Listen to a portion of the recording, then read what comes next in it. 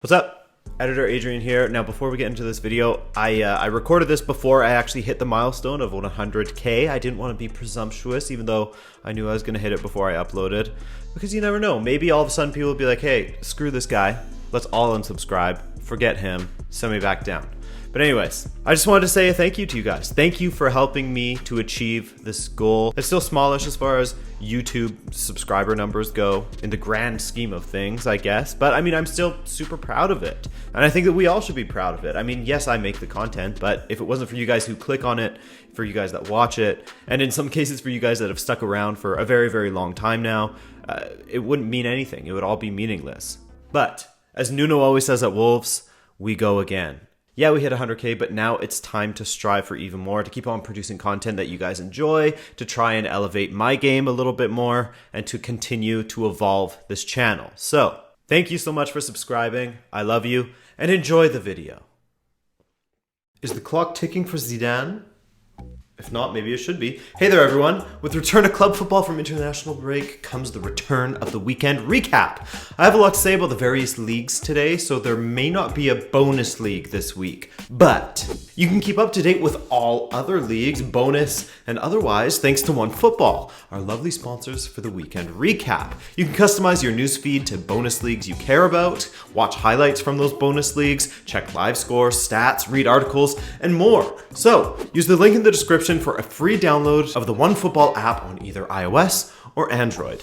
Love ya. Thanks for sponsoring this video, as per usual, OneFootball. Premier League is up first, starting with United versus Liverpool, and United's breakthrough came from a great ball into the box that Rashford managed to tuck in from the striker position in open play. He hasn't done that for a long time. Great goal. Good to see him scoring from open play like that from the striker position, as he did score that great goal for England, but that was coming from the wing. Anyways, now that goal came off of the Origi and Lindelof clash. The angle from behind Lindelof looks like Origi had decided to go down already, and that the tiny touch on the shin was inconsequential at that point. But then again, and you add this to other angles, it looks like Lindelof's left leg goes into the back of Origi, and you can in fact see that he not only gets his shin, but his knee goes into his ass as well. A knee in the ass is not allowed. You can even see it pulling the shorts a little bit there, meaning there was more contact than just that kick on the shin. So unfortunately, I can't show you much because the Premier League is very trigger happy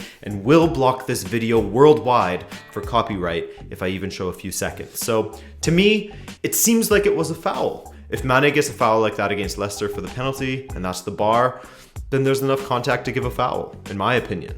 Do I like that the bar has been set that far by VAR? Sorry for the unintentional rhyming. Not really. Just like how I don't love the new handball rule that ruled out Mane's goal, but that's the rule now. If there's a handball at any point by an attacker in the lead up to a goal, then it's a handball. It's harsh as it hit his knee, then the arm, but that's the rule they had to instill to cut out the gray areas for VAR regarding handballs by the attackers, just to make sure that it's more consistent. But while Liverpool wasn't very good on this match, even their own fans can recognize that they looked off yesterday. The chemistry looked off for them, but they still were able to find an equalizer thanks to Adam Lallana, his first Premier League goal in over 2 years. Insane.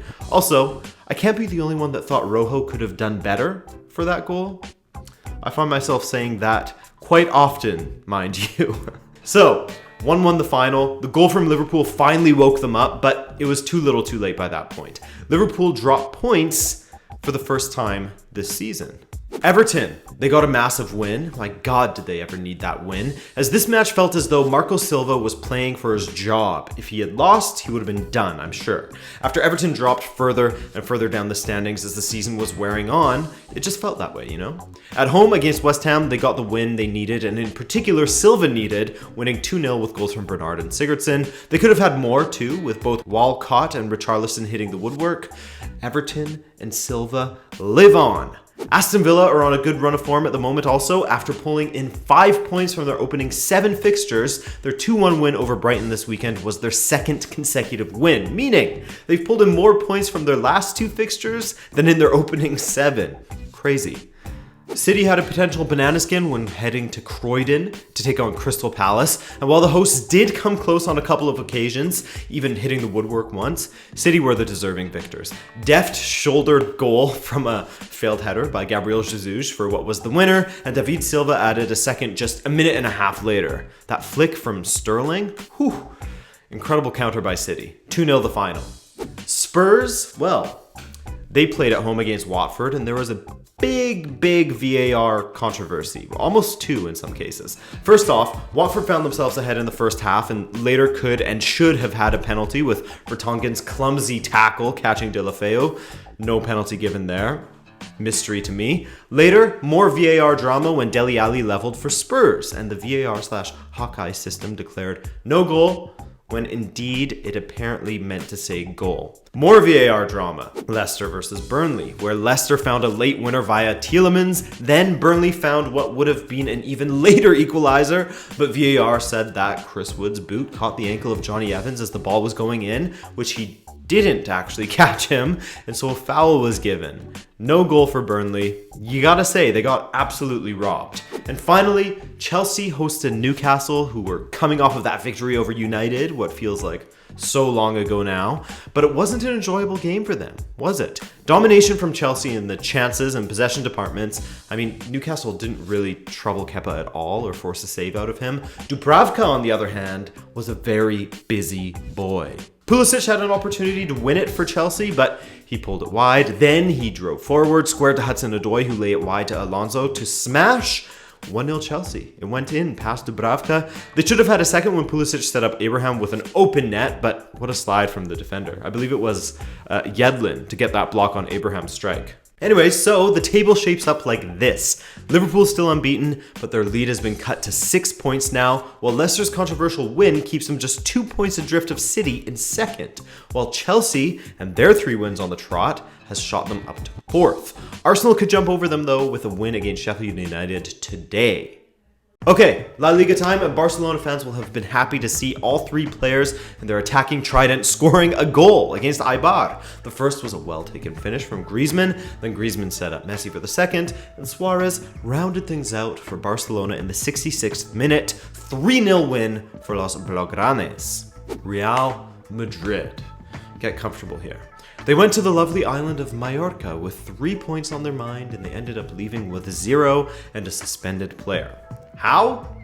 Well, Mallorca scored just 7 minutes into this match, a rapid counter and a beautifully curled strike to the far post. The stat from that, which is quite damning for Courtois, despite it being a great goal, but that made for 12 goals conceded and only 11 saves across all competitions for Courtois. Shortly after that, Mallorca scored again, but it was called back for offside, and rightfully so. This time, I thought Courtois looked poor on that goal. He'll be happy it wasn't yet another against him since it was disallowed. But anyway, Real Madrid buzzed around the Mallorca box, but still managed to get less than a handful of strikes actually on target. I think they only had 4 on target in this match. And later, Odriozola got himself sent off for a second yellow, and that was that. Now, let's look at some other numbers that are not so good for Mr. Zidane. In his second spell at the club, he has been terrible. It's okay for us to accept that now. How terrible? Despite the investment he had this past summer, he still has a worse winning percentage after 20 matches than that of Solari and even Benitez, the man who Zidane replaced all those years ago. Could you believe that? Zidane in 20 La Liga matches has won only 50% of said matches. 10 wins, 5 draws, 5 losses. Solari had won 70.8% of his matches, while Benitez had won 61%. In fact, here's a graphic for you to see for yourself if you want to pause it and take a look. Zidane is halfway to equaling his total La Liga losses from his first term, having played 76 less matches. Wild. For me, you guys will remember that I thought it was a weird time for him to return in the first place and that he must have had assurances for the upcoming transfer market, which he did, as he stocked up on Hazard, Jovic, Militão, Mendy, etc., and they are still extremely crap. Part of the reason? Where's the defense in this lineup? Casemiro, Sergio Ramos, and Militão. That's it. You know Marcelo and Odriozola are going to go forward and get caught in possession, leading to opportunities for the other team to counter, and that's exactly what happened against Mallorca. Plus, with James, Vinicius, and Isco pushing up the field as well, that's an exposed back line. any team would like their chances to counter against that.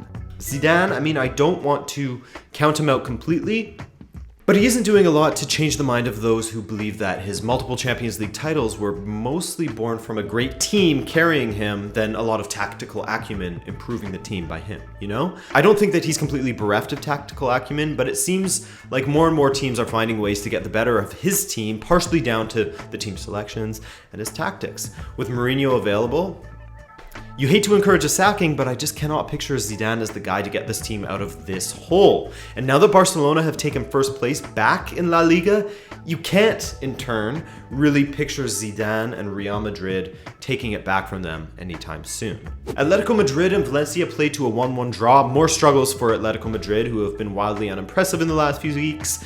They are now winless in their last 3 in La Liga, drawing all 3 and scoring just once in that time frame.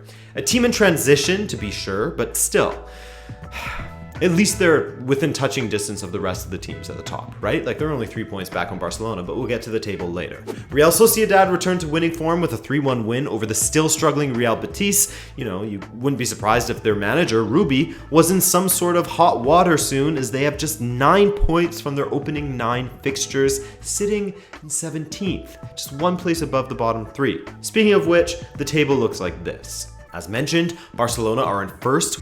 In Italy, well, what a weekend we had there. Goals, baby. First, we had a 6-goal thriller between Atalanta and Lazio at the Stadio Olimpico. Atalanta went 3-0 up over the hosts, Lazio, in the first half, but in the second, Ciro Immobile, quietly having an incredible season, went ahead and grabbed the game by the scruff of its neck. He scored a penalty. Then 1 minute later, he set up Correa. Then in the 92nd minute, he converted another penalty to tie it up and complete the comeback 3-3. That makes for 9 goals scored for Immobile on top of his 3 assists so far this season. Genoa, they're looking like prime relegation candidates at this point as they were smashed 5-1 by Parma. 5-1. Genoa are lifeless down there with just 5 points from 8 matches. Juventus, they hosted another northern team in Bologna, though Bologna is much stronger than Genoa so far this season. While Juventus did labor at times and the score would suggest a much closer match, I thought they were solid in this match. Ronaldo scored a beautiful goal right on 19 minutes, but Bologna scored a beautiful equalizer in the 25th minute as well. Great strike into the top corner past Buffon. Ronaldo came close in the second. Then some sloppy play from Bologna led to Pjanic scoring the eventual winner. Juve looked good to me, as I was saying. Great saves from both keepers in the second half, mostly Skorupski, who was very busy, but Buffon made an incredible save at the death of the match to keep it at 2-1 Juve. Napoli got a 2-0 win over one of the more difficult teams in the Serie A lately, Hellas Verona. These guys don't give it up too easily to their opponents, as some of the bigger teams have learned so far this season, and this was no exception, as they gave Napoli plenty of scares, blowing 3 big chances. But Milik, picking up from where he left off for Poland, scored a brace, and in general looked quite good for Napoli. Like I said in my last video, well, not my last video, but like I said in my Euro qualifiers video, I was wondering if that goal that he scored in qualifiers for Poland would be a turning point for him, so it's nice to see him go back to his club and continue to score. Inter had a big scare against Sassuolo after they went 4-1 up thanks to a brace from Lukaku and a brace from Lautaro. Sassuolo pushed towards the end of the second half, scoring 2 to make it 4-3, but Inter hang on. Despite the players Inter have in defense, they're looking a little vulnerable at times, but 2 goals apiece for Lautaro and Lukaku is a definite positive, even though you want to see Lukaku scoring those goals against bigger opposition, not a team with just 2 wins and 5 losses. But you can't complain really, he's scoring goals. Milan, they had a great chance to get a victory in their first match under Stefano Pioli as Lecce came to town. Çalhanoğlu put them ahead with a rocket in the first half that just went inside the near post, and in the second, after a handball, Babacar leveled for Lecce. Now, one of the players that divides Milan fans big time, Krzysztof Piątek, put Milan ahead. His first goal in a while. But my God, did Lecce ever score an absolute banger to equalize in the 92nd minute. A smash from the edge of the box by Calderoni. 2-2 the final. Overall, the performance didn't look a whole lot different from Milan's performances under Giampaolo. Perhaps slightly better in the attack, better in transition maybe, but it's the first match under Pioli, so there's always room for improvement, I guess. But I still don't back the sacking of Giampaolo. Milan constantly destabilized the club, which you can learn about in my comprehensive guide to the downfall of AC Milan. Self-promotion over, let's look at the table as the top few stays the exact same. Check out Cagliari, who are undefeated in their last 5 and have moved up to 5th. Milan, they're still in the bottom half of the table with just 10 points. Off to the Bundesliga, where Eintracht Frankfurt have continued their decent form. They got a big 3-0 win over Bayer Leverkusen on Friday night, with their 2 strikers who love a header providing all of the goals, 2 for Paciencia and 1 for Bas Dost. But Frederic Ronno had to work hard in goal for Frankfurt to keep a clean sheet. Coming in for Kevin Trapp, he had to make 10 saves. All 10 of Leverkusen's shots that were heading on target were saved by Ronno. That's quite the achievement. On Saturday, RB Leipzig were held to another draw. That's 3 in their last 5 Bundesliga matches, with Wolfsburg scoring a late equalizer from Weghorst to ensure that they remain unbeaten in the Bundesliga, the only team to do so. On Saturday, Borussia versus Borussia at Signal Iduna Park, and we were treated to a pretty decent match. Dortmund probably should have taken the lead in the first half, where they were quite comfortably the better team, in my book at least. But in the 58th minute, Marco Reus finished off a ball from Thorgan Hazard, 2 former Mönchengladbach boys linking up. And despite the visitors pushing hard, they couldn't find an equalizer. Marvin Hitz, who replaced the injured Berkey in the 71st minute, thankfully, however, just had to make the one save. Despite all of Mönchengladbach's possession, they could not get through the Dortmund back line. Hummels with a vintage performance, 1-0 Dortmund. And Bayern? They went away to Augsburg, and standard procedure, Robert Lewandowski scored a goal. He scored in every single Bundesliga match so far this season. He's on 12 goals from 8 matches. It's absurd stuff. But even before he scored, Marco Richter scored 1 minute into the match for Augsburg. Well. Serge Gnabry added a second for Bayern just after the half, 1 goal and an assist for him, but Augsburg bookended their match with a goal in the 91st minute to equalize. 2 points dropped from Bayern as they concede at the beginning and the end of the match. 2-2 the final.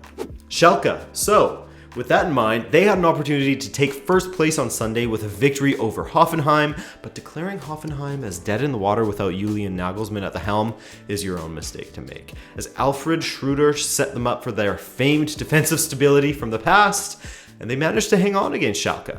It wasn't pretty for them, as Schalke dominated at times. Goals from Kramaric and Bebu gave Hoffenheim the victory. No first place for Schalke on this occasion. Speaking of, despite losing, Borussia Mönchengladbach are still in first place on 16 points. But look at this, 2 points separates 9th from 1st in the Bundesliga. What an absolutely insane league. And bonus league?